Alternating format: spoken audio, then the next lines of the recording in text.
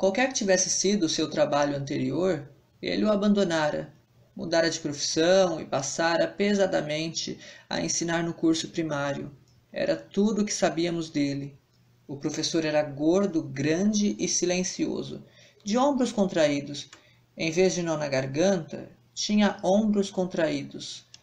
Usava paletó curto demais, óculos sem aro, com um fio de ouro encimando o nariz grosso e romano. E eu era atraída por ele. Não amor, mas atraída pelo seu silêncio e pela controlada impaciência que ele tinha em nos ensinar e que, ofendida, eu adivinhara. Passei a me comportar mal na sala. Falava muito alto, mexia com os colegas, interrompia a lição com piadinhas, até que ele dizia vermelho: "Cale-se ou expulso a senhora da sala." Ferida, triunfante, eu respondia em desafio: "Pode me mandar." Ele não mandava, senão estaria me obedecendo, mas eu o exasperava tanto que se tornara doloroso para mim ser o objeto de ódio daquele homem que, de certo modo, eu amava.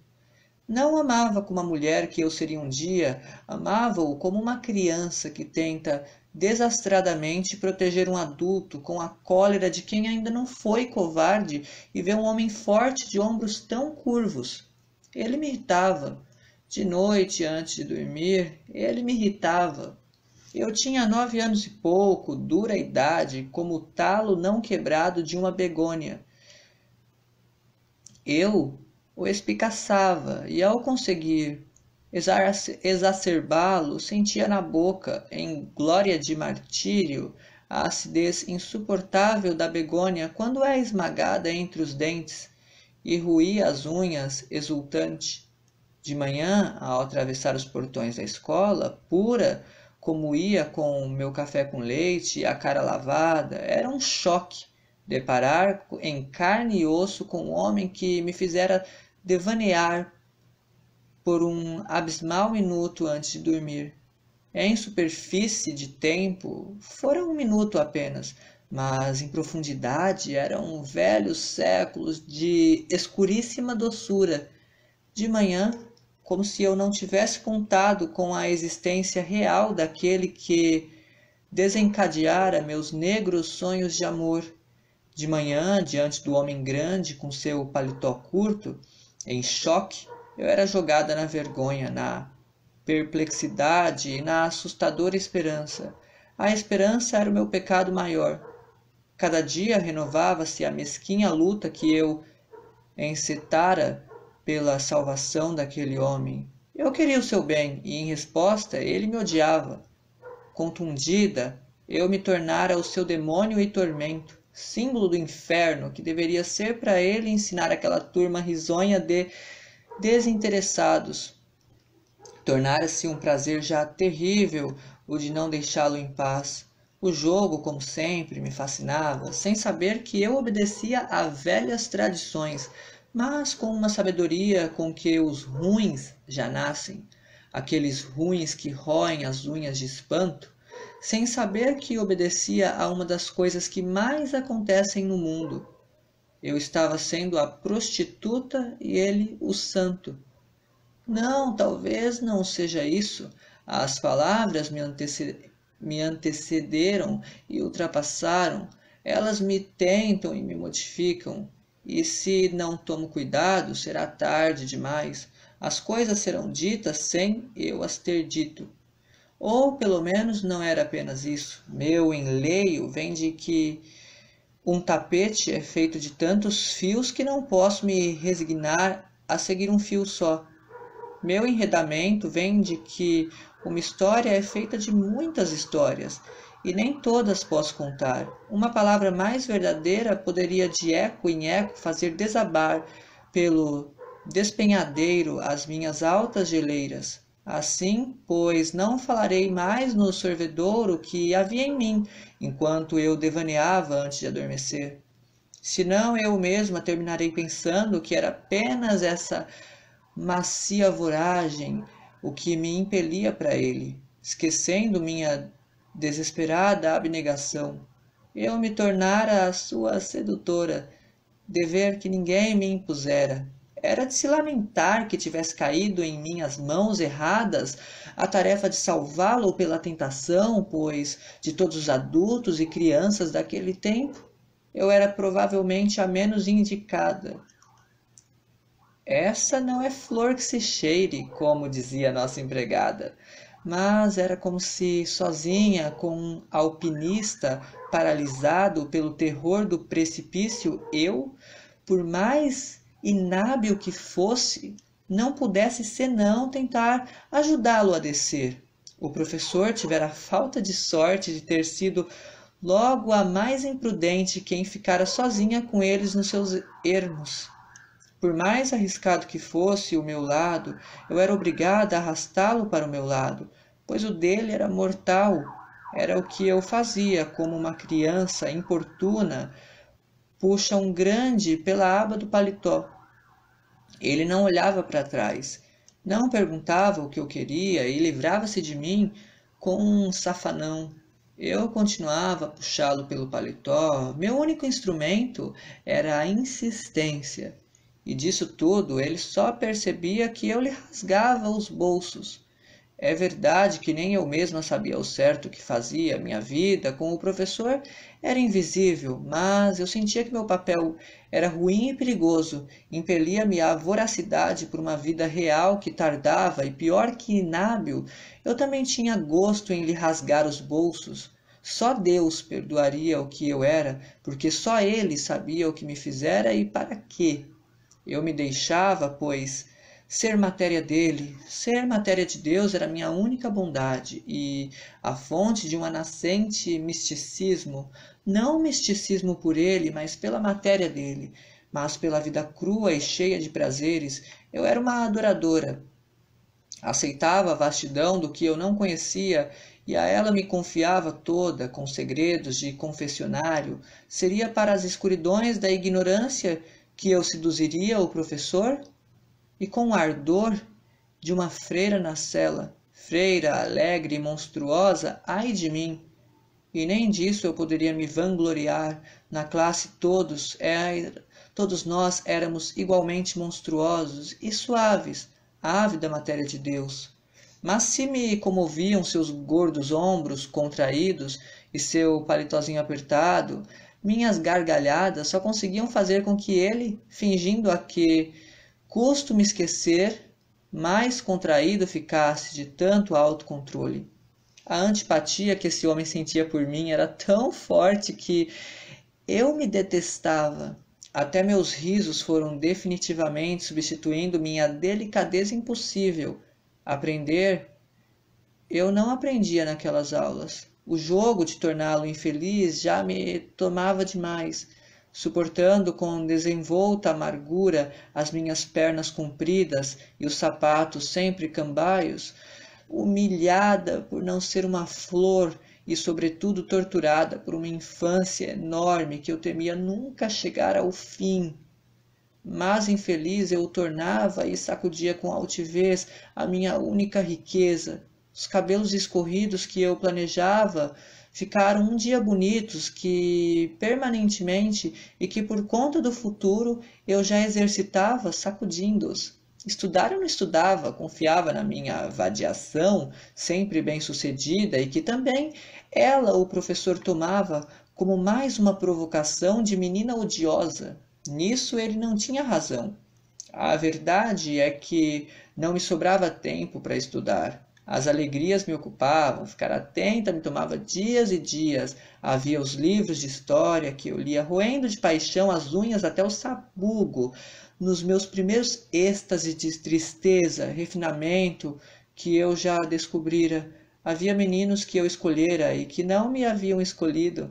Eu perdia horas de sofrimento porque eles eram inatingíveis e mais outras horas de sofrimento aceitando-os com ternura, pois o homem era o meu rei da criação. Havia a esperançosa ameaça do pecado. Eu me ocupava com medo em esperar, sem falar que estava permanentemente ocupada em querer e não querer ser o que eu era. Não me decidia por qual de mim toda eu é que não podia. Ter nascido era cheio de erros a corrigir. Não era para irritar o professor que eu não estudava. Só tinha tempo de crescer. O que eu fazia para todos os lados, com uma falta de graça que mais parecia o resultado de um erro de cálculo. As pernas não combinavam com os olhos e a boca era emocionada, enquanto as mãos se esgalhavam sujas na minha pressa. Eu crescia sem saber para onde. O fato de um retrato da época me revelar, ao contrário, uma menina bem plantada, selvagem e suave, com olhos pensativos embaixo da franja pesada. Esse retrato real não me desmente, só faz revelar uma fantasmagórica estranha que eu não compreendia se fosse a sua mãe. Só muito depois, tendo finalmente me organizado em corpo e sentindo-me fundamentalmente mais garantida, pude me aventurar e estudar um pouco. Antes, porém, eu não podia me arriscar a aprender. Não queria me disturbar. Tomava intuitivo cuidado com o que eu era, já que eu não sabia o que eu era, e com vaidade cultivava a integridade da ignorância. Foi pena para o professor não ter chegado a ver aquilo em que 4 anos depois, inesperadamente, eu me tornaria. Aos 13 anos, de mãos limpas, banho tomado, toda composta e bonitinha, ele me teria visto como um cromo de Natal à varanda de um sobrado, mas em vez dele passava embaixo um ex-amiguinho meu, gritara alto o meu nome, sem perceber que eu já não era mais um moleque, e sim uma jovem digna, cujo nome não pode mais ser berrado pelas calçadas de uma cidade.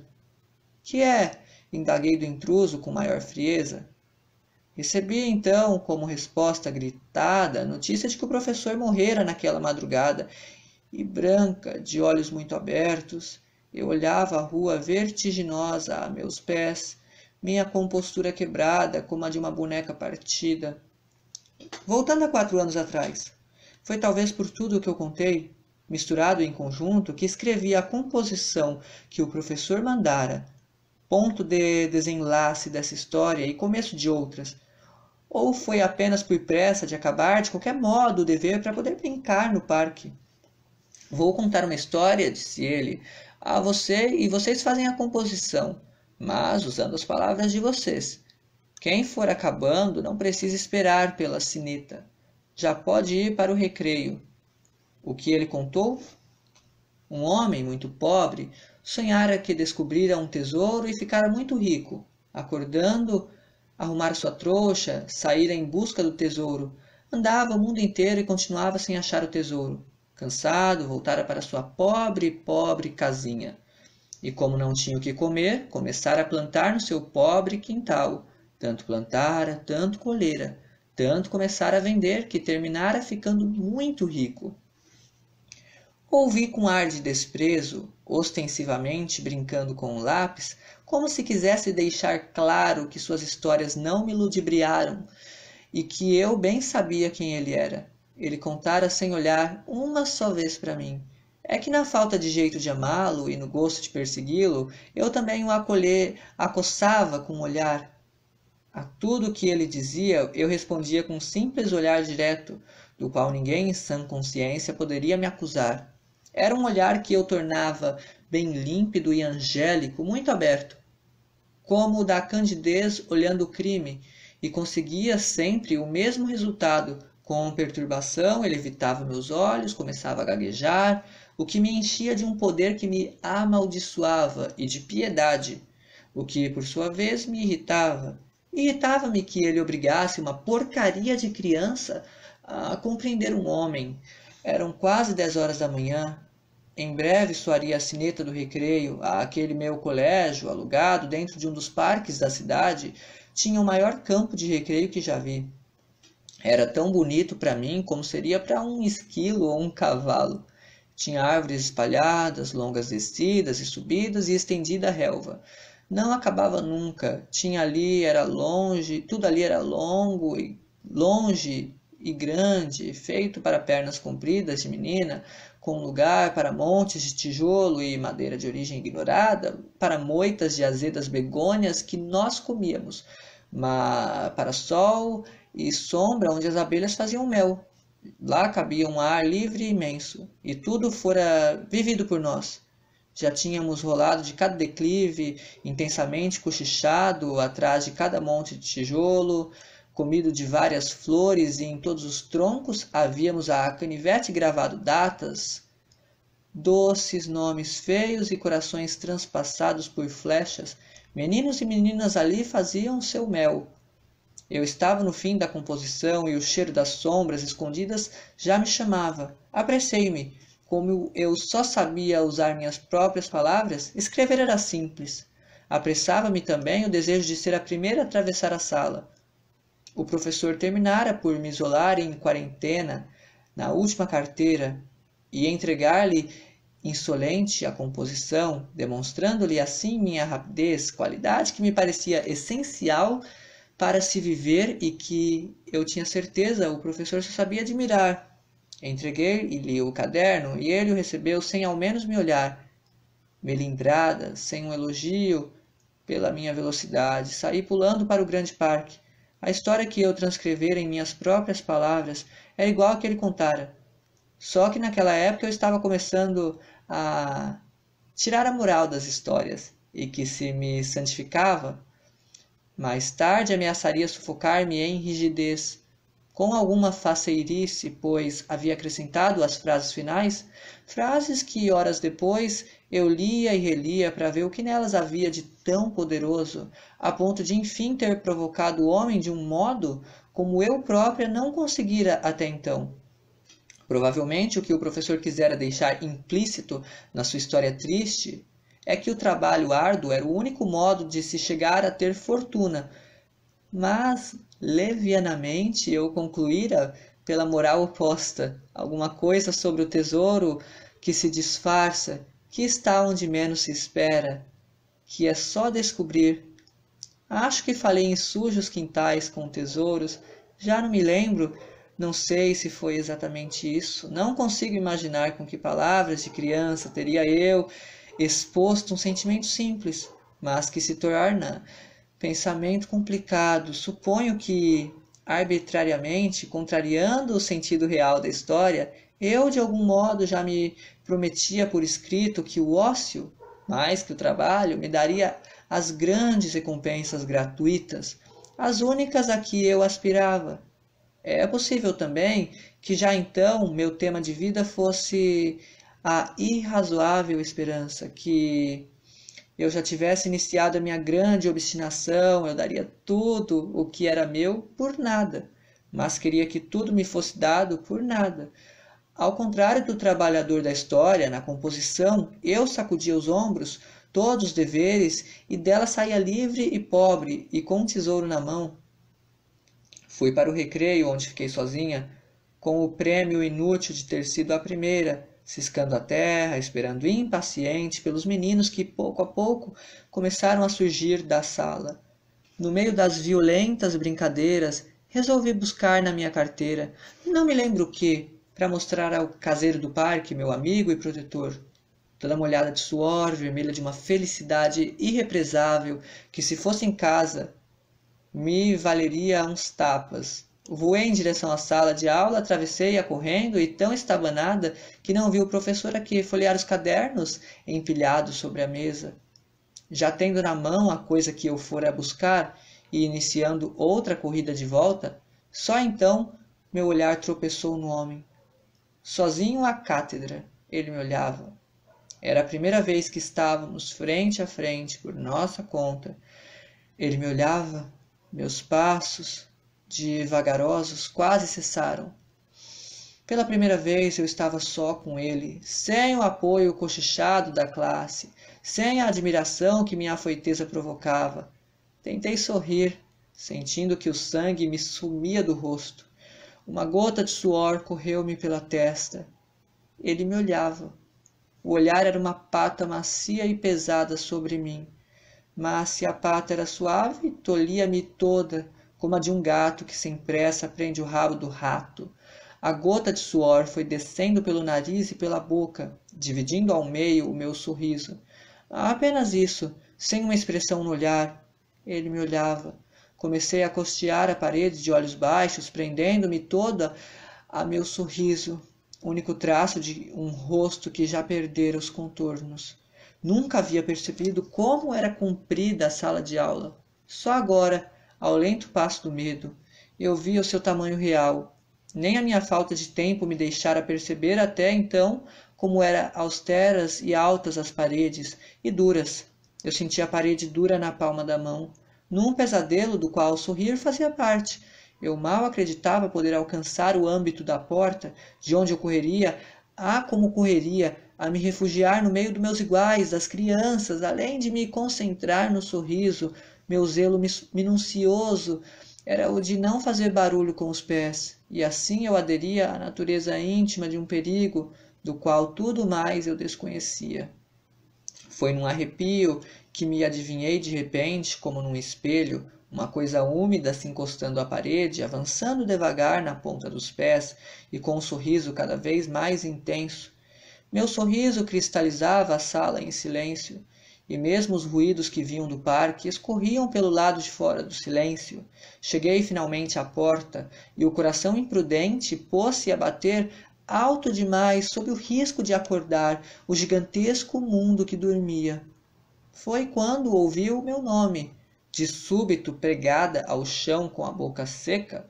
Ali fiquei de costas para ele, sem coragem de me voltar. A brisa que vinha pela porta acabou de secar o suor do corpo.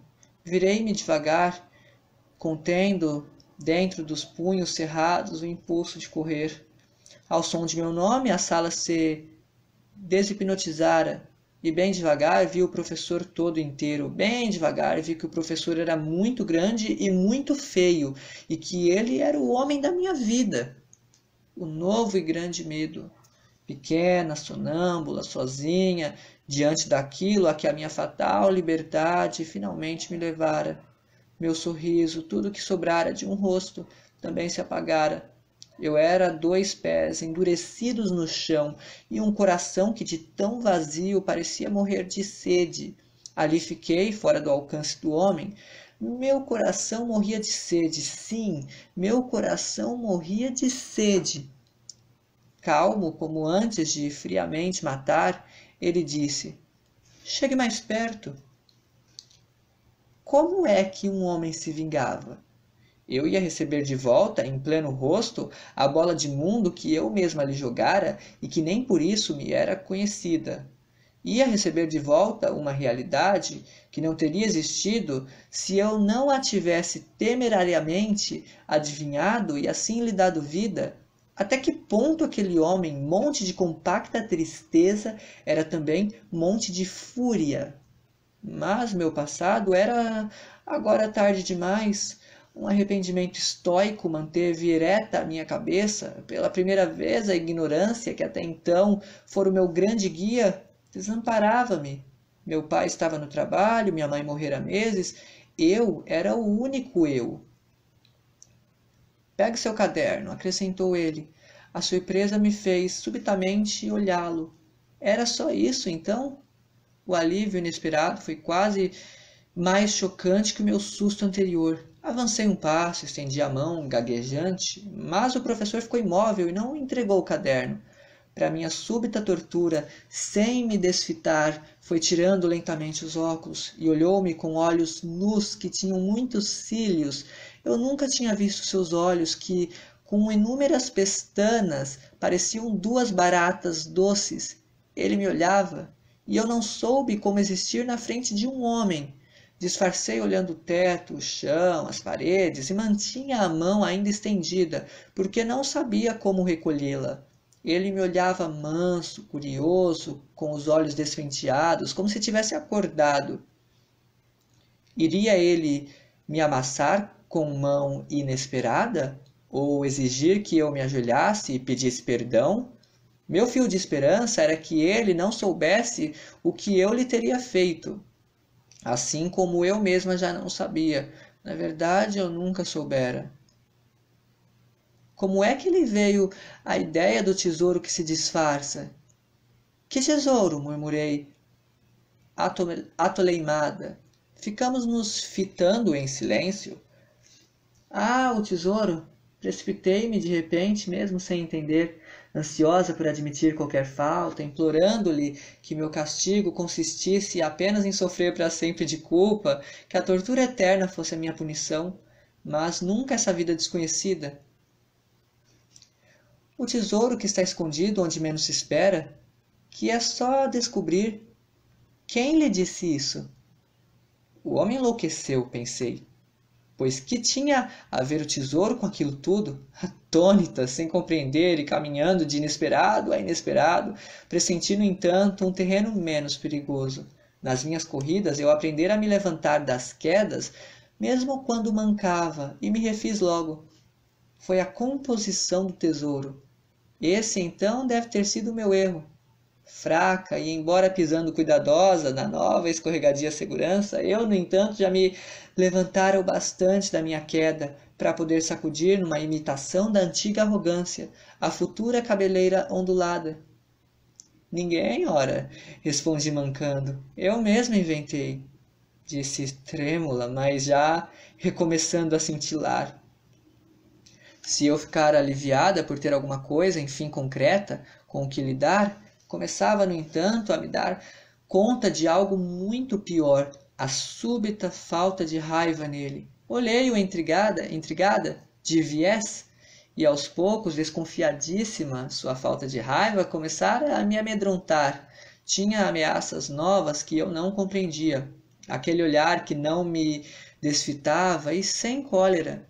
Perplexa e ao troco de nada, eu perdia o meu inimigo e sustento. Olhei-o surpreendida.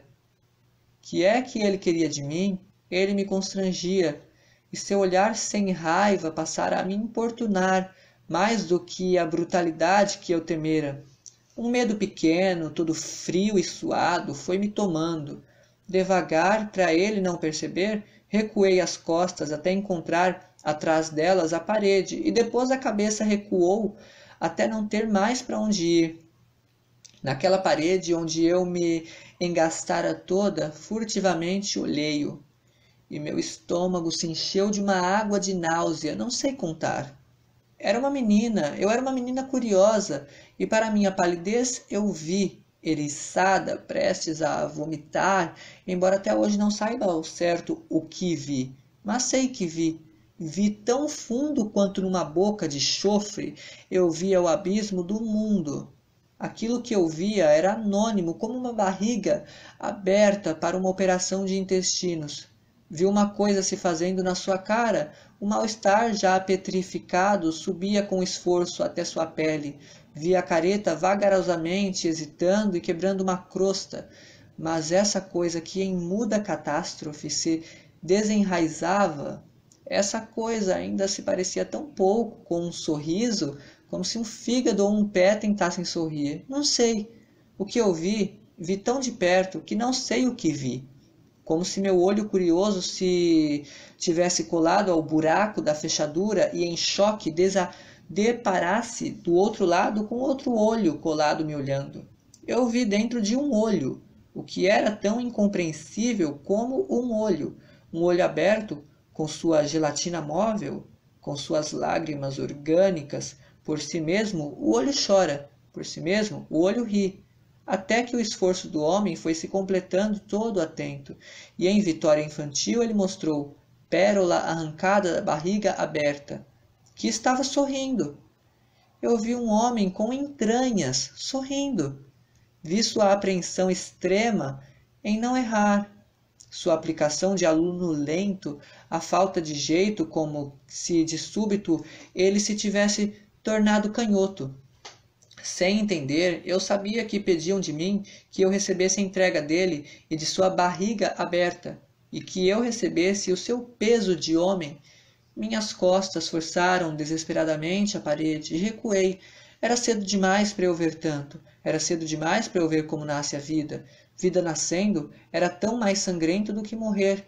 Morrer é interrupto, mas ver matéria inerte lentamente tentar se erguer como um grande morto-vivo.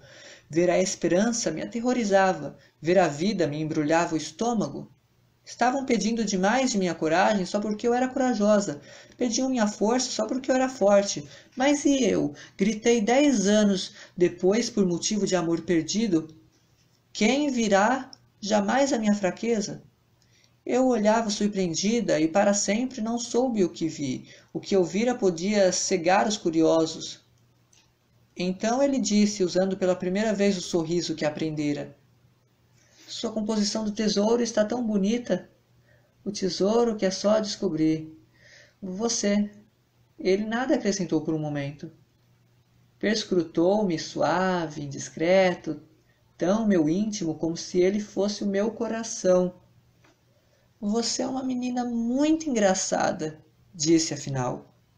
Foi a primeira vergonha real da minha vida. Baixei os olhos, sem poder sustentar o olhar indefeso daquele homem a quem eu enganara.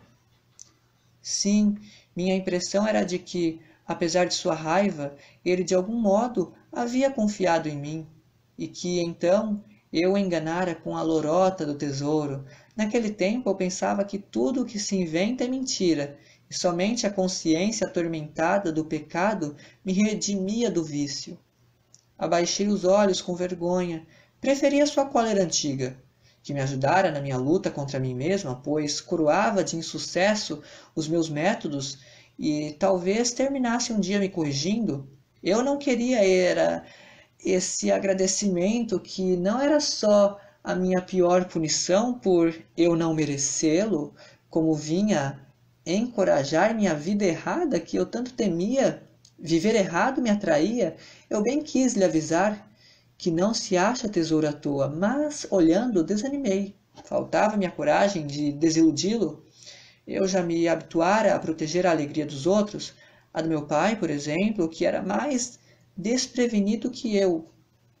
Mas como me foi difícil engolir a seco essa alegria que tão irresponsavelmente eu causara. Ele parecia um mendigo que agradece o prato de comida sem perceber que lhe haviam dado carne estragada. O sangue me subira ao rosto, agora tão quente, que pensei estar com olhos injetados, enquanto ele, provavelmente, em novo engano, devia pensar que eu curara de prazer ao elogio. Naquela mesma noite, aquilo tudo se transformaria em incoercível crise de vômitos que manteria acesa todas as luzes da minha casa. Você, repetiu então ele lentamente, como se aos poucos estivesse admitindo com encantamento o que lhe viera por acaso à boca. Você é uma menina muito engraçada, sabe? Você é uma doidinha, disse usando outra vez o sorriso, como um menino que dorme com uns sapatos novos. Ele nem ao menos sabia que ficava feio quando sorria. Confiante, deixava-me ver a sua feiura, que era a sua parte mais inocente. Tive que engolir como pude a ofensa que ele me fazia ao acreditar em mim. Tive que engolir a piedade por ele, a vergonha por mim, tolo. Pudesse eu gritar: essa história de tesouro disfarçado foi inventada, é coisa só para menina. Eu tinha muita consciência de ser uma criança, o que explicava todos os meus graves defeitos e pusera tanta fé em um dia crescer e aquele homem grande se deixara enganar por uma menina safadinha. Ele matava em mim pela primeira vez a minha fé nos adultos. Também ele, um homem, acreditava como eu nas grandes mentiras. E de repente, com o coração batendo de desilusão, não suportei um instante mais. Sem ter pegado o caderno, corri para o parque, a mão na boca, como se tivessem quebrado os dentes. Como se me tivessem quebrado os dentes. Com a mão na boca, horrorizada, eu corria, para nunca mais parar. A prece profunda não é aquela que pede, a prece mais profunda é a que não pede mais. Eu corria muito espantada. Na minha impureza, eu havia depositado a esperança de redenção nos adultos. A necessidade de acreditar na minha bondade futura fazia com que eu venerasse os grandes, que eu fizera a minha imagem, mas a uma imagem de mim, enfim, purificada pela penitência do crescimento, enfim, liberta da alma suja de menina, e tudo isso o professor agora destruía, e destruía meu amor por ele e por mim. Minha salvação seria impossível, aquele homem também era eu. Meu amargo ídolo que caíra ingenuamente nas artimanhas de uma criança confusa e sem candura, e que se deixara docilmente guiar pela minha diabólica inocência, com a mão apertando a boca, eu corria para a poeira do parque. Quando enfim me dei conta de estar bem longe da órbita do professor, sofriei exausta a corrida e quase a cair, Encostei-me em todo o meu peso no tronco de uma árvore, respirando alto, respirando. Ali fiquei ofegante de olhos fechados, sentindo na boca o amargo empoeirado do tronco, os dedos mecanicamente passando e repassando pelo duro entalhe de um coração com flecha. E de repente, apertando os olhos fechados, gemi entendendo um pouco mais. Estaria ele querendo dizer que eu era um tesouro disfarçado? O tesouro onde menos se espera? Oh, não, não, coitadinho dele, coitado daquele rei da criação, de tal modo precisara. De quê? De que precisara ele? Que até eu me transformara em tesouro. Eu ainda tinha muito mais corrida dentro de mim, forcei a garganta seca a recuperar o fôlego e, empurrando com raiva o tronco da árvore, recomecei a correr em direção ao fim do mundo, mas ainda não divisara o fim sombreado do parque, e meus passos foram se tornando cada vez mais vagarosos, excessivamente cansados. Eu não podia mais, talvez por cansaço, mas eu sucumbia. Eram passos cada vez mais lentos e a folhagem das árvores se balançava lenta. Eram passos um pouco deslumbrados. Em hesitação fui parando. As árvores rodavam altas. É que uma doçura toda estranha fadigava meu coração, intimidava, eu hesitava, estava sozinha na relva, mal em pé, sem nenhum apoio, a mão no peito, cansado como a de uma virgem anunciada. E de cansaço abaixo, aquela suavidade, primeiro uma cabeça finalmente humilde que de muito longe talvez lembrasse a de uma mulher. A copa das árvores se balançava para a frente, para trás. Você é uma menina muito engraçada. Você é uma doidinha, dissera ele. Era como um amor. Não, eu não era engraçada. Sem nem ao menos saber, eu era muito séria. Não, eu não era doidinha. A realidade era o meu destino e era o que em mim doía nos outros. E por Deus, eu não era um tesouro. Mas se eu antes já havia descoberto em mim todo o ávido veneno com que se nasce e com que se rói a vida, só naquele instante de mel e flores descobria de que modo eu curava quem me amasse. Assim eu teria curado quem sofresse de mim. Eu era a escura ignorância, com suas fomes e risos, com as pequenas mortes, alimentando a minha vida inevitável. Que podia eu fazer?